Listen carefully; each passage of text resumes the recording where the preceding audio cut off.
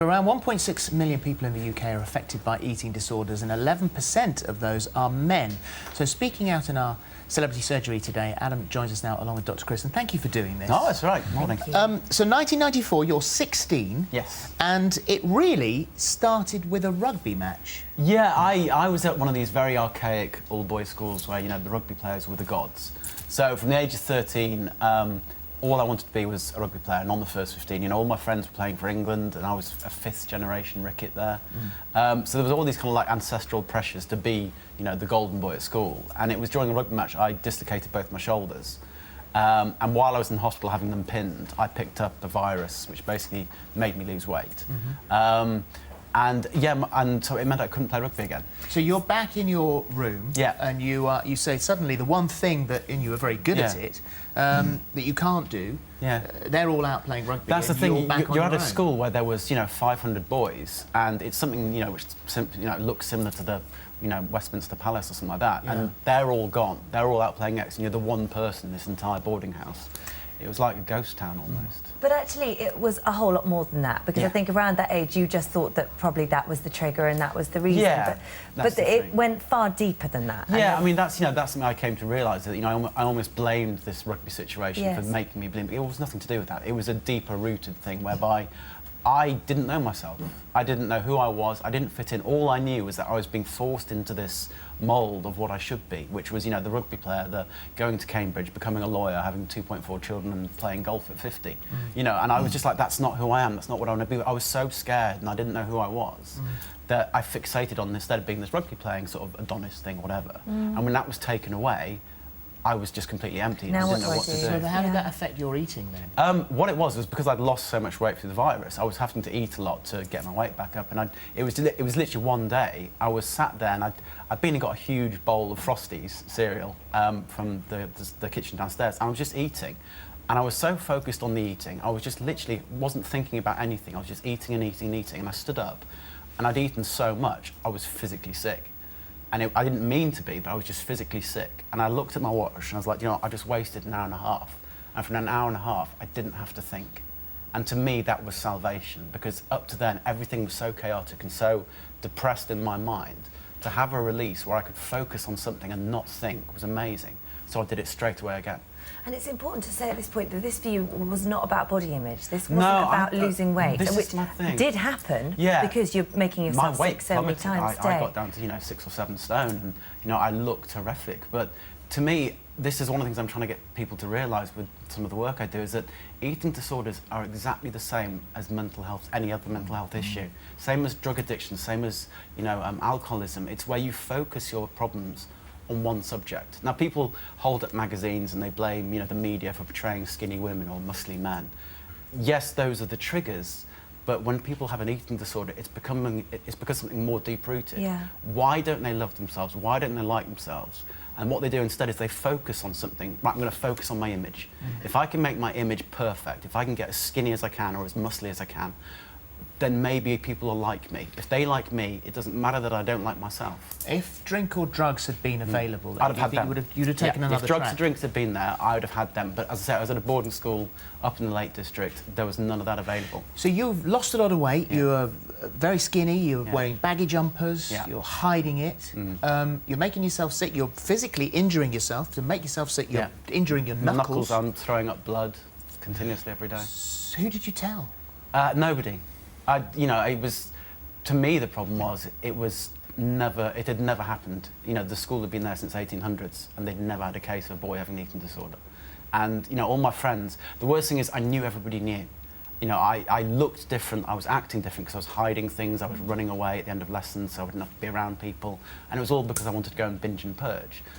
I knew that my parents knew. I knew that my friends and my family. Your parents knew? I knew everybody knew. But just didn't know how to deal with it. Didn't know how to deal with it, and that was the worst thing for me. First of all, I was so embarrassed to say anything, and second of all, I desperately wanted them to help me, but I didn't want to have them help me. You know, I was so embarrassed. I think I've got to do this myself. You know, and I just was always scared nobody else understood. You know, they'd condemn me for being vain, because they'd think, oh, it's because he wants to be good-looking. And it had nothing to do with it, you know. And things got so bad that you did have suicidal thoughts. Oh, God, yeah. I mean, I would go to bed each night praying not to wake up. I could never kill myself because I knew my mum knew that I was bulimic. And I knew that if I killed myself, my mum would blame herself for not doing something. And she didn't know what she could do, but I knew that she'd blame herself. So that's the only thing that actually stopped me killing myself. But I went to bed every night praying not to wake up the next day. And also you were permanently cold. Yeah. Yeah, that's the thing. It's you know, it's one of the side effects people don't realise. Your body fat is so low. In the height of summer, I'd be wearing scarves and 3 or 4 jumpers. And I was, you know, every time I stood up, my blood pressure was so low, I was passing out. I was throwing up blood. I was hiding my hands because they were scarred. Yeah. But it was your mum, actually, in the end, that offered the turning point for you. It was Christmas '95. Yeah. And she'd just been out and done a load of food shopping. Yeah. Something with the irony that there is. Yeah, I mean, I think one of the sort of things people always say is you can't help them until they want to be helped themselves. Yeah. From day one, I wanted somebody to help me. I wanted, like, some evangelical priest, you know, the demons are out. It doesn't happen that way. And you know, even though I knew everybody knew, it was one time my mum came back from shopping and she bought the whole weekly shop, and slightly off-pan, she just kind of said, well, if you throw all this up, I'll never talk to you again. And to me, that was like just being hit across the face with a cricket bat. It was like the one person who I loved more than anything else in the world was suddenly. She wasn't actually threatening it even properly, but the fact that she even... She knew. You knew she knew for real. Yeah, and the fact that I knew that there was that tendency, and she felt lost as I did. You know, it just made me realise how much I was hurting other people. Well, you went through a number of therapies, people to see. They didn't work for you. They worked for some, but they didn't work for you. Yeah. And so you decided that this was something that you were going to get a grip of yourself. Yeah. It was. I mean, I did it quite methodically at first. It was looking at things like, you know, my body temperature, for example. You know, I'd take a diary of what I was wearing that day.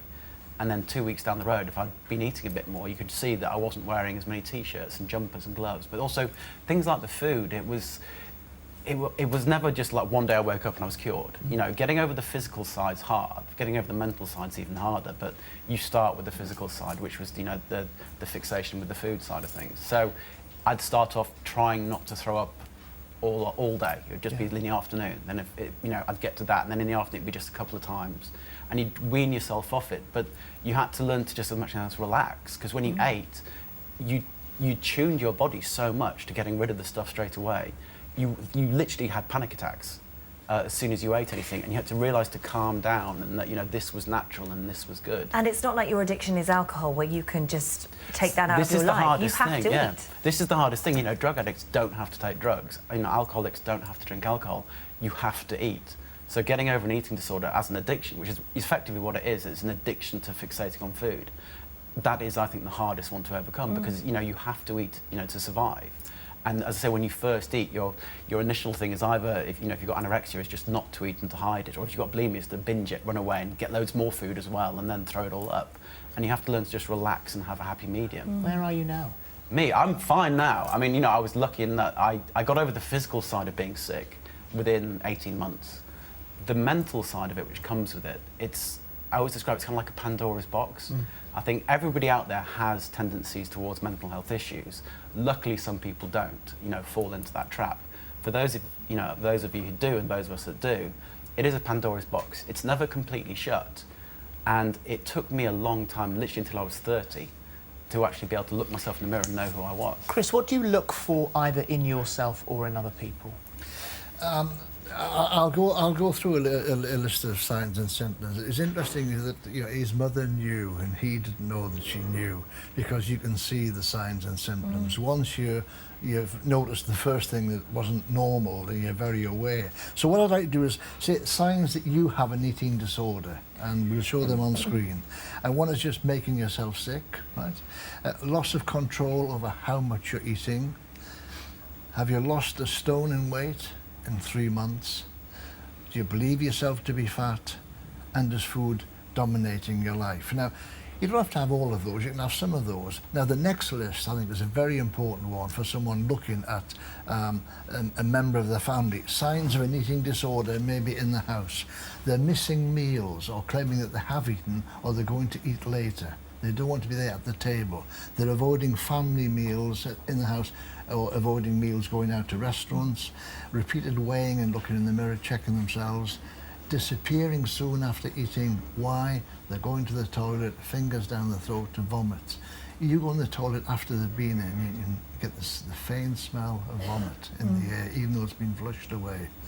Scarred knuckles, you have to put your fingers down your throat, and the teeth, right, will just wear away on the knuckles. Yep. And then also, of course, you're vomiting gastric acid, which is the same as carboxylic acid, and that erodes the teeth and causes dental So problems. what's the first thing you do if you're worried about somebody or if you're worried about yourself? Is the first thing to go to your doctor? Yeah, I mean, with a family, say with an adolescent with a queer eating disorder, you know, you don't stop doing this is ridiculous. You cannot help them that way. They need professional help, and they need good professional help, which I know you didn't get initially, did you, Adam?